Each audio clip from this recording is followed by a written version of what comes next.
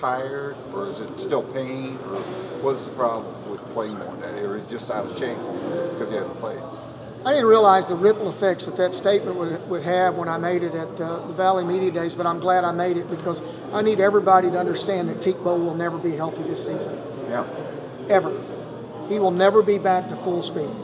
Now, with that statement, and I'll go back, and it wasn't printed what I said at the Valley to the extent, regardless of what Teak Bowl's at, his percentage-wise, is a lot better than what some of our guys can do. And that's no disrespect to any of our players, but Teak has the ability to alter shots and block shots that we just don't have in the DNA of some of our other players.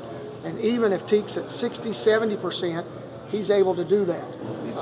Does that mean that he's in pain of some sort? Teak's in pain every day. Okay. He's in pain every day. What this young man has done, I think what this young man's done has been absolutely incredible. He's in pain as he walks. He's out for another 7 days. We've just done another procedure with him. But I guess the reason I wanted to make that statement more so than anything was the protection of him. Because I don't want people to think that ever at one moment that this kid is going to be the Teak Bowl that we've seen in the past. He may be, there may be moments of it, there may be lapses where he has, but this kid's given us everything he's got, and he is just playing bone on bone. And that's, it's just where we are. But his guts, his pain level, his pain tolerance is at the highest level that I've seen in several of our players. So this new procedure won't put him back more than a week or so? I can't say that for sure.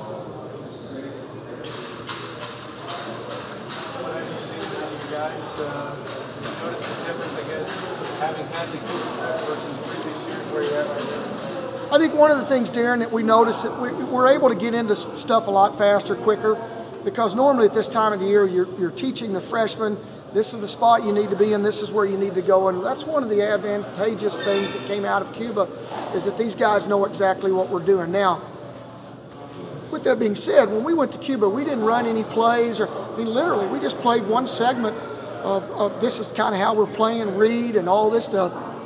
So now we're putting in our stuff, and we've got some deer in headlight looks right now. We've got some guys that are thinking and not reacting, and that's the case. That'll be that way for a while. But the one thing that I could tell a difference in is we have maturity, and we have 6 seniors on the floor. So a lot of times the things that normally would take time and practice to get from point A to point B doesn't take quite as long, because you've got, instead of me teaching, you've got 6 seniors, and quite frankly, you've got Gooch and Aaron and Eric out there as well that are teaching. So you've got 9 guys back that are actually teaching. Your non-conference schedule brings a lot of diversity. It seems like it's kind of a recurring theme this year with the Cuba trip and now non-conference. Can you talk about that?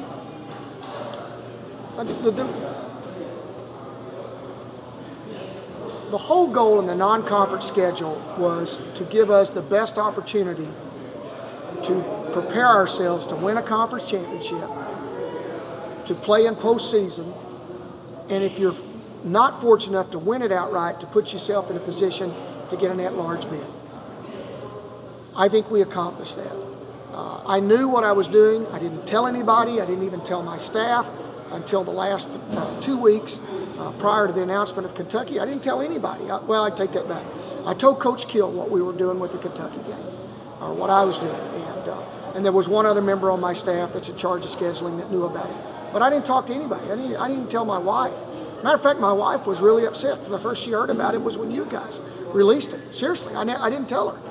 My wife can't hold water. I'm not going to tell her any secrets, and I'm not going to do that. So I didn't want it getting out, and we wanted to make sure that we held on to that last non-D1 game as kind of a bargaining chip, that if we didn't get what we wanted, then we would play that game. And the schedule that we had already put forth was a phenomenal non-conference schedule. And then when you added Kentucky on it, we had the chance to play the toughest non-conference schedule in the history of this program. And hopefully it'll prepare us for what we need down the road.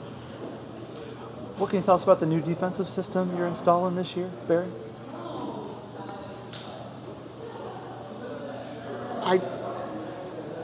I don't, you must have got that from a player, so we're just going to try to guard better, Todd. That's the only thing I can tell you right now. We just got to guard better. we were 8th last year in field goal percentage defense. A lot of that had to be with the absenteeism of Teak and at our build. We guard well on the perimeter. Our interior defense wasn't great last year.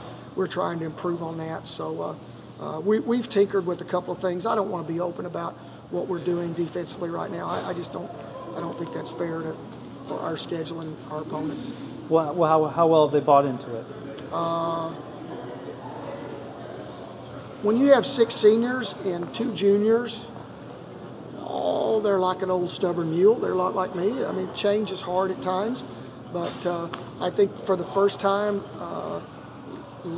our last practice, which was our 3rd practice, so I'm not going to speak from a plethora of practices here, but I felt like the 3rd practice, guys were coming up to the office and watching film and saying, "Okay, now we see what we're trying to do." So we'll see.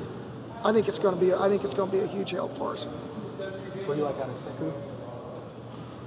Saluki? As of right now, 3 practices in, he's the meanest player that we've had on our floor in a long time. He reminds me of Dearman in the way that he plays and how physical he is. He's not greatly offensive skilled, which reminds me of Dearman in a lot of ways. But this kid comes into practice every day. He is exactly what we needed. I'll let you ask Kavion what he thinks of Siku, because he just gets after him every single day and beats the tar out of him. So I like it. I like what I see. Do you know a rotation now?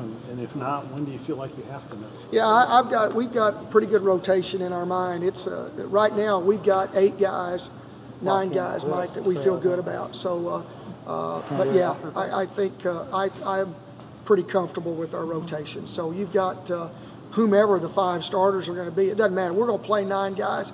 We may play 10, but right now, when you throw in the guys that started last year, the 5 starters coming back, and then you throw in Teak and Eric and Brendan Gooch, those are 8 pretty good players, and Rudy is 9. So I mean, that's our 9 rotation right there. I'm pretty excited about that.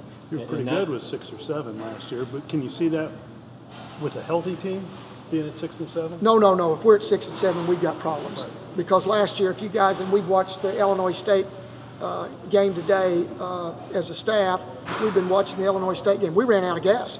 You don't run out of gas with 9 guys. You can run out of gas with 6 or 7 guys. But the 9 guys that we feel like we can put on the floor right now will help us go into all games with a full tank. And none of those names are freshmen, right? That is correct. Yeah. Barry, does Kavion have to be a meaner player? Yeah. He knows that. We've talked about that. He's sitting right there. I tell him every day he's got to be meaner. He's got to be more physical. And I think he is. He's gradually getting there. And the one thing that I go back, I think Siku, Kavion will tell you, but I think Siku's helped him a lot. And then when we get Amadou out on the floor and get him healthy, I think that'll help us a lot. You know, that's one of the things that we have right now is that you look at our freshman class and we've got bigs, we've got literally some athleticism, we've got skill level, we've got size, but I really like our freshman class, and I think we're going to have some great announcements later on when it comes to national letter intent of some other incoming freshmen as well. Has he? I mean, he can finish with both hands. What's the next step for Kavion trying to be as dominant a player as he can be when he's out there? Well, it's the same thing I've told him, and you know he's going to be back there grinning at me, but he's got to be able to learn how to bury guys on his backside. And I've told you this before. He's got one of the best backsides I've ever seen as a basketball player, and that's not what a lot of men go around talking about, other men's backside. But he's got one of those kids. He has got the body that enables him to just put somebody on his back and to control them. And when he gets that down to a science, which he's getting better at it, that I think you could find that when we go into a game against other big guys, that he'll be able to do that. And that goes back to your question. We're going to find a lot out about our basketball team, specifically in the first 2 games. Everybody wants to talk about Kentucky. We better start talking about Buffalo, because they come into our building, and this is a potential top 25 team. In our first 2 games, we're going to find out right away where we are and how far we have to go in order to win a conference championship. Barry, I can get 590 in my car. Did you make a prediction on Frank Cusimano's show, a media day, about how this season was going to come out? I don't remember making any bold predictions, but I told him my prediction is, or my thought is, that we're going to win a conference championship. That's what we're preparing to do. I don't know of any other prediction that I would have made, but I'm just telling you guys, when we hit the floor every day, we're telling ourselves, let's go win a championship. And I know this beyond a shadow of doubt. We're going to be picked third in the league, maybe second, but we'll probably be picked third behind Illinois State and Loyola. And I hope, in all honesty, I hope we're picking second because we finished better in the last 5 years wherever we've been picked. So that's my whole philosophy there. Hopefully if we're picked second, that means we're going to win the championship. Has Amadou started practicing yet at all? He's limited right now. We just ran a test on him. I'd like to be able to tell you intelligently what test it was, but he was at 60% where he's got to be at 85%. We're about 3 weeks away from him practicing. You mentioned the toughness of the schedule. Does it change the way training camp goes when you start out like that?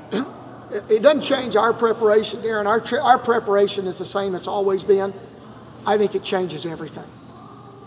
I mean, when you get up every morning and you get ready to come to after school and you get ready to come to practice, your first game is not against a low major or mid major or a non-D1.